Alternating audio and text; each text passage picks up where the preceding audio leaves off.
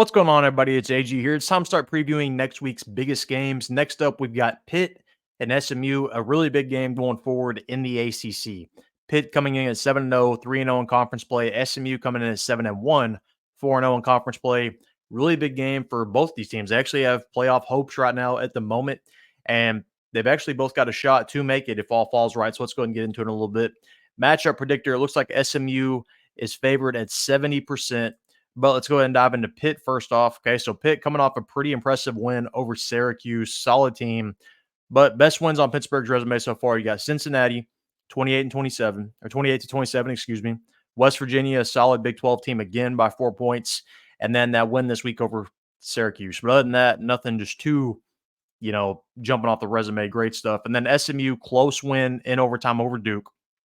As for their schedule, I'd say the most impressive thing on their schedule is that close loss to BYU. BYU is undefeated right now, top 10 team.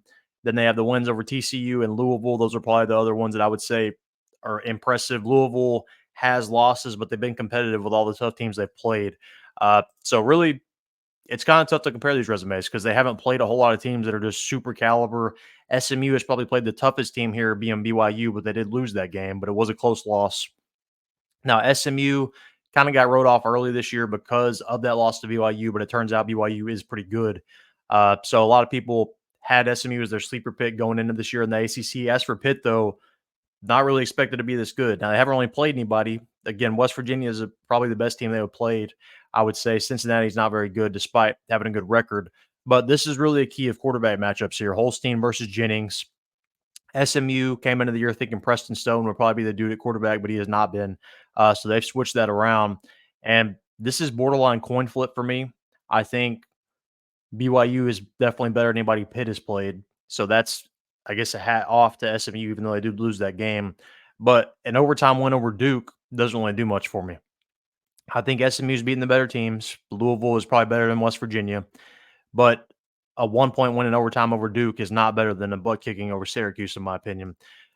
So I would lean SMU there, and until you get to this last week, then I would start leaning Pitt a little bit.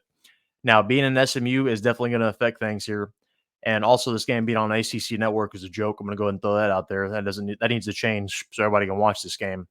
But I'm going to lean SMU a little bit here, but it is not by much. I think this is going to be a close game. I think it's going to be a defensive battle.